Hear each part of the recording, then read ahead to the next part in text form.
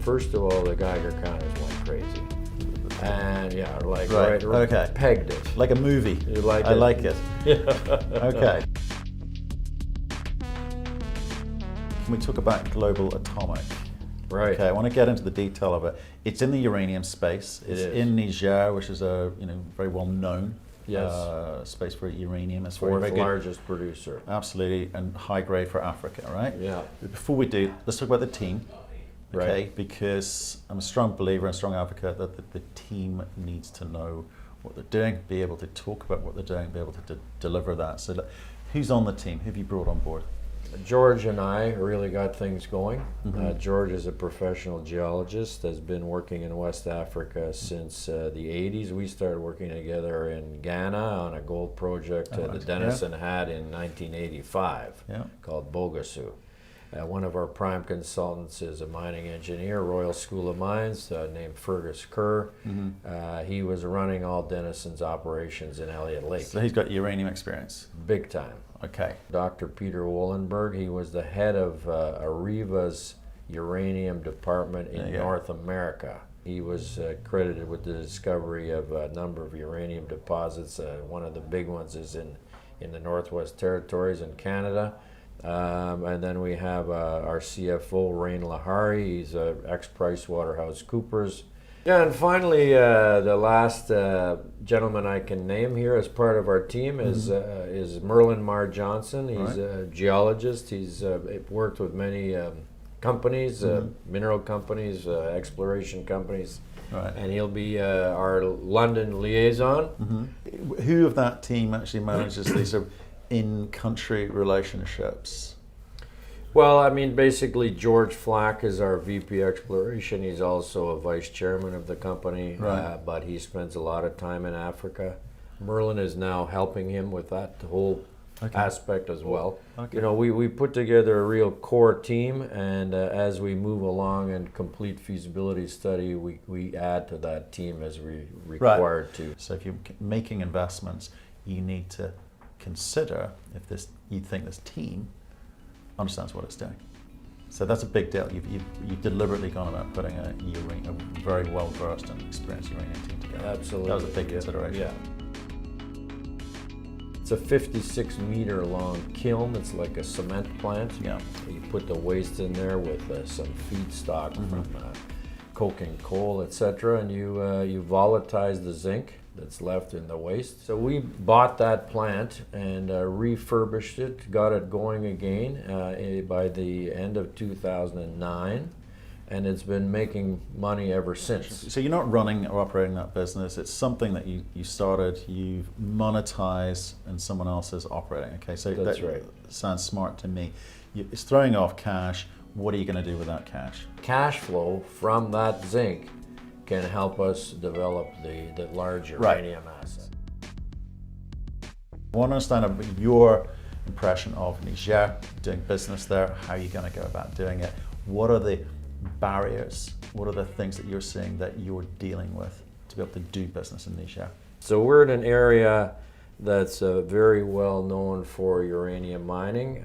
We've particularly zeroed in on that area because of, obviously, good geology and the fact that we did have infrastructure. So why haven't the French picked, if they've been there for so long, why haven't the French picked up this land? Well, the French owned all of this land. Right. But because of what happened in 2005 with the government effectively telling the French, listen, we're not going to allow you to own the entire basin. Well, just sit on it. Sit on a land bank it. Yeah. So we want other companies in here. We want other companies spending money developing projects. Right. So we're going to leave you with 8 concessions, and we're going to divvy up the rest to people that are interested. Well, of course, but their considerations around employment, taxation, royalties, etc. Absolutely. Of course, right? Absolutely. This is their number one revenue generator in the country, is uranium mining. Yeah. So that's one of the reasons we're there. I mean, in Canada, these are fantastic deposits in the Athabasca, but it takes minimum 10 years, maybe up to 20 or 30 years to permit those mines. In Niger, 4 to 6 months. What are the other barriers? What are the other obstacles that you need to, you can see coming which you're going to have to deal with or manage, because it's all about risk mitigation at your business, right? Well, I think Niger, of course, one of the big issues that comes up is security in the country. Right. So we've been there operating and running projects for many years now. We have a good security system in place. Yeah. The Niger government wants to attract foreign investment, so they're really clued in on the security situation. The Timber-Soy Basin is seen as a strategic area, so they have a lot of military there. The Americans have built a new military base just 100 kilometers south of us. The French have one 100 kilometers north of us. Yeah. So, the area is very well patrolled. Niger is totally aligned with the West as far as, being the hub of security for West Africa. So, there are these I would say sporadic attacks from various Al-Qaeda factions in West Africa. But Niger's managed to keep things fairly under control for some time now, and of course we expect them to continue that, and particularly with the American presence there, and uranium being the material, they don't want that being jeopardized. We've developed 4 uranium deposits there with one major discovery called Dasa. We picked the areas specifically that were exciting. Right. But, of course, when we went in to follow up on some of them, we found deposits that could be exploited. So we did a lot of drilling on our Tinnigaran concession. Yeah.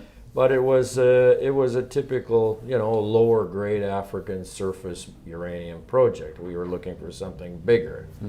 We're in elephant country here, so we followed our nose. We did a lot of prospecting on surface, Geiger counters walking across the ground. And beside one of our other projects called Daji, about a mile away, we found a blowout, we call it. I call it What's a blowout. that mean?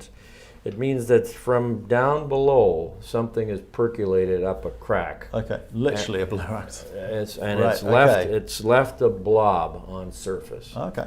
And that blob, first of all, the Geiger counters went crazy. And pegged it. Like a movie. You like I it? like it. Okay. So we took this material, brought it to Canada, assayed it. It was running at 30% uranium. Okay. So we said, "Holy smoke! I mean, this is something unseen in Africa." And so we said, "Okay, well, we need to start working around this area." So we laid out a drill program, and when we drilled through the Sabinki, we hit the mother lode. Right. So this Sabinki had created an impervious Like a cap, to and it, on right, top got of it a mudstone. Right. We're in a graben, so a down-faulted block covered Okay. with a mudstone, a binky. It totally sealed this deposit from the surface, except for that little Right, chute that which came is the up. So you're able to, paint that picture of what it's looking like underground quite easily as a result. Then, Yes, presumably. yes. So we've done about 140,000 meters of drilling there now. It's all shallow drilling by the sounds of it. Well, no, we did the shallow, but we drilled right down to about 700 meters. So as far as that, right? Okay. Yes. Okay. We've got grades in it running over 20% uranium. Okay. We've got large areas that are running at 1 to 4% uranium. Right. But overall, I mean, it's just a spectacular deposit. It's more significant than most other uranium deposits in Africa. Some of the other It is, deposits. and of course, this is right out of Yeah. Peter Wollenberg's mouth. It's the largest, highest grade sandstone-hosted uranium deposit in the world. But one, you need to be able to mine economically. That's right. And two, I think obviously the whole market is hoping that the uranium price recovers, and then you've got to work out what you can get out of the ground at the point you decide to go back into market, right? So all of the usual mining rules apply I there. think the Dasa stands out in that regard because the material, the mineralized material, comes right to surface.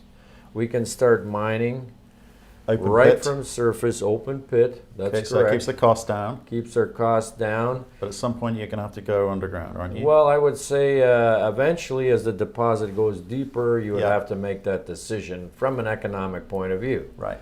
Many cases, you mine an open pit down to, let's say, 300 meters, and then you go in with a ramp from the pit, and you continue mining down to 800 meters. But that's something that'll happen 30 or 40 years from now. Right. So for the next 10 years, it's going to be a very easily mined open pit, right from surface, low strip ratio. We've done all the metallurgical test work on the material. The uranium leaches with typical sulfuric acid leaching. There's no nasties in the ore. So it should be a very low-cost producer. Kazakhstan currently has the lowest production cost with in-situ leaching. Sure. But I would say that our cost, typically we would be able to mine a pound, to process and put it in a drum for under $20 a pound. How quickly can you get into production? And there's a bunch of factors going. Your feasibility study, you're going to make an economic decision at that point. You've then got to apply for a mining license. You're saying that's a relatively quick process because there's a lot of uranium mines already.